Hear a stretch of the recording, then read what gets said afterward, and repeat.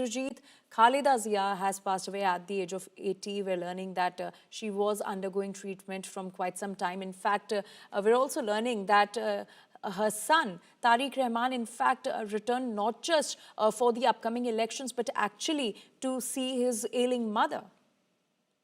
Well, that's right. That is precisely why Tarique Rahman homecoming took place. Because Tarique Rahman, for the past 17 years, have been living in exile in London, and there were several occasions when Khaleda Zia was taken to London for treatment and to meet her family.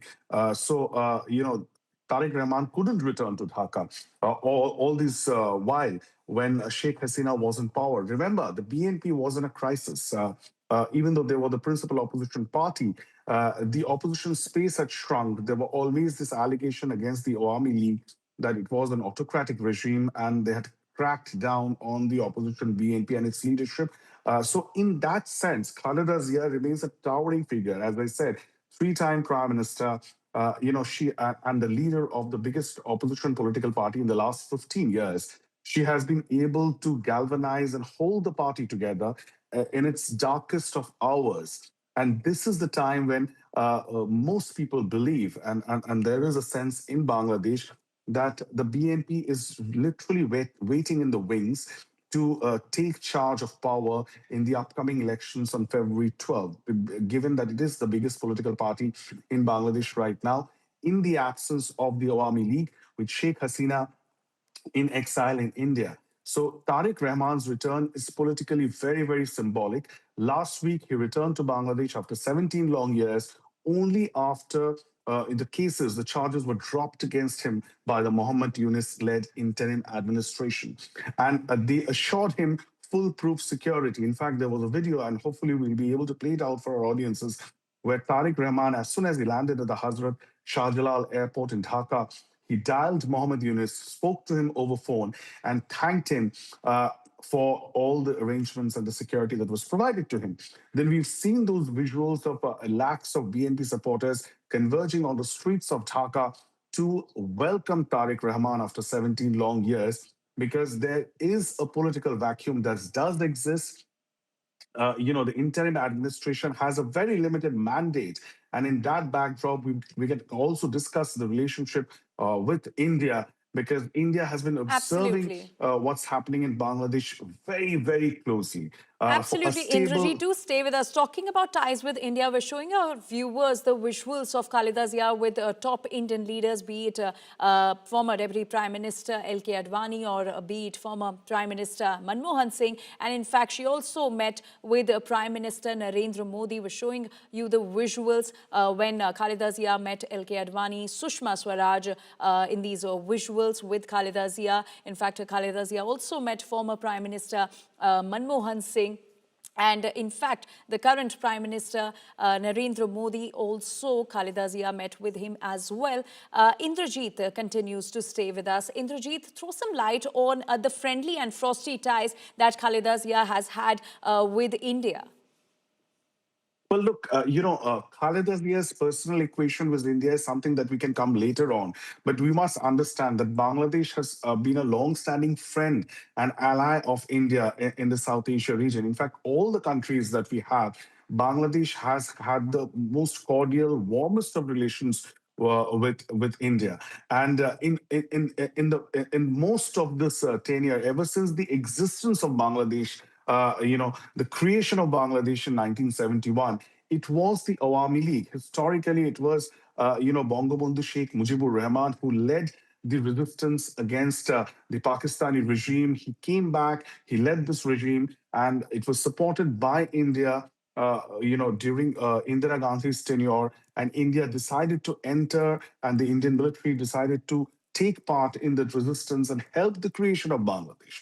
So therefore, while India shares a historic tie with the Awami League leadership, and as I have been saying, that, when Sheikh Hasina, her entire family, Sheikh Mujib and his entire family was assassinated in Bangladesh, Sheikh Hasina was abroad with her sister Sheikh Rehana. They were the only two people of their generation, of the family, of the lineage of Bangabandhu Sheikh Mujibur Rahman, who were alive. and they were lucky that they were abroad. The entire family had been gunned down, assassinated in Bangladesh.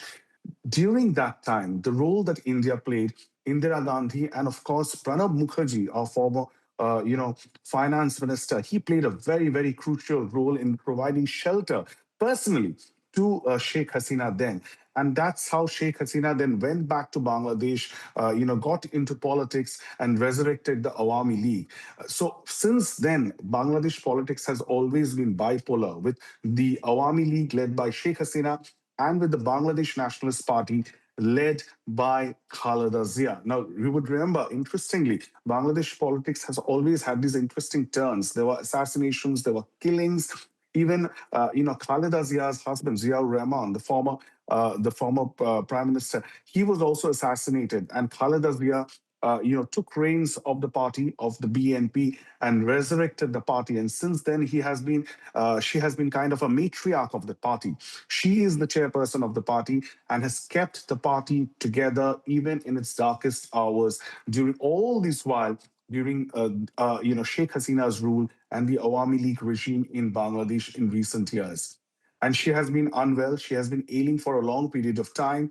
Most often, she would not make a public appearance. Her photos would be released by the Bangladesh Nationalist Party. Her message would be released, video messages would be released on social media by her party men. Most often, she could not make public appearances because of her health. In recent times, just before she was admitted to the hospital on December 23rd, recently she made a public appearance after a long period of time, where she went for an event organized by the army, and she met Mohammed Yunus there. She met the army chief, Waqar-uz-Zaman, there, and there was this, video, this photograph that went viral on social media with General Waqar, the Bangladesh army chief, saluting Khaleda Zia, the tallest political leader present in Bangladesh right now. And she also met, Mohammed Yunus. But many felt that she coming out of her house and the sensitive condition of her health then, that only deteriorated. That public appearance that she made then a few weeks back, that deteriorated her condition, and immediately she was rushed to the hospital. Since then, she has been very, very critical. There was a possibility, there was a provision. The Bangladesh Nationalist Party top leadership was thinking that if she could be flown out of Bangladesh to some other country, maybe to Europe or to Qatar, for medical assistance. In fact, there was an air ambulance that was also kept in standby, provided by the Qatar regime. However, her condition did not permit that. She was in a very, very critical condition, precisely why Tarique Rahman, her son, and the acting chairman rushed to Bangladesh after 17 long years in exile. He's back in Bangladesh. As soon as he landed in Bangladesh, in Dhaka, he went straight after the meeting that the BNP had organized.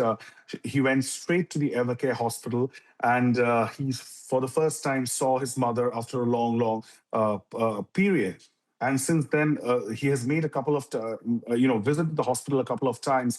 And today morning at around 6 a.m. Bangladesh time is when the announcement was formally made by the Bangladesh Nationalist Party that Khaleda Zia is no more. She was 80. She had multi-organ failure. She had a cardiac issue.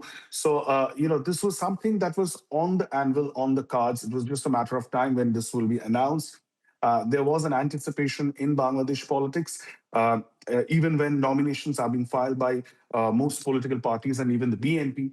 The BNP, on their part, has already announced a coalition with other like-minded political parties. Mirza Fakhrul Islam Alamgir, who is the second most important leader after Khaleda Zia and Tarique Rahman, and he is also a veteran leader, very old. So he made those announcements of the coalition. So the BNP is completely immersed in this poll process right now, and Tarique Rahman coming back has given major fillip to the BNP's prospects, and it has only charged up their supporter base. In that backdrop, as I said, Khaleda Zia is passing away, and the timing is very important. And the fact that the BNP has decided Absolutely. to make it public that Khaleda Zia is no more, they are expecting that there is going to be a mass outpouring of grief and support in favor of the party, which is only going to help the BNP in their poll prospects. Absolutely. Indrajit, do stay with us.